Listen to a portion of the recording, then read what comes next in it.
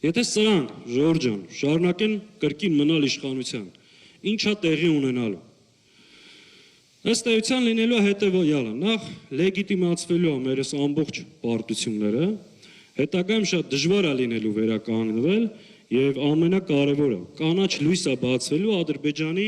նոր պահանջների համար։ Շատ հստակ սահմանագծման սահմանազատման անվան տակ Հայաստանից իրականացվելու նոր զիջումներ։ Այս մասին դու գիտեք, հենց նույն այսօրվա իշխանությունները բազմաթիվ անգամ ասել են Հայաստանի տիրապետության տակ կան ադրբեջանական տարածքներ, որոնք պետք է վերադարձվեն։ Խոսքը նաև անկլավների մասին։ Այս Տիգրանաշանը էլի ուզում են դարձնել Քյարքի։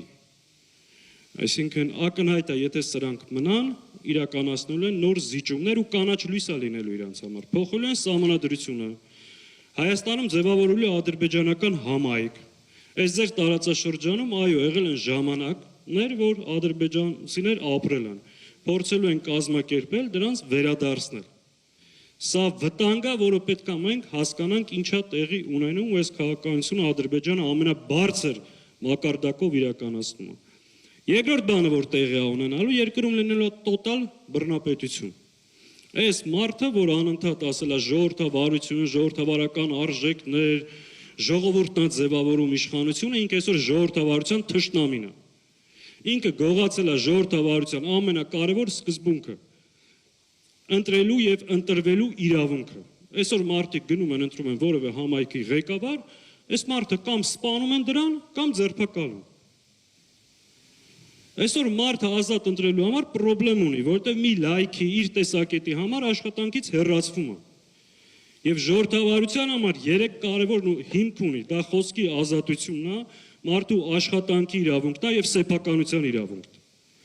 Այսօր բանտերում ունենք եպիսկոպոսներից սկսած մինչև բլոգերներ, լրագրողներ, ովքեր իրենց խոսքի համար գտնում են բանտում։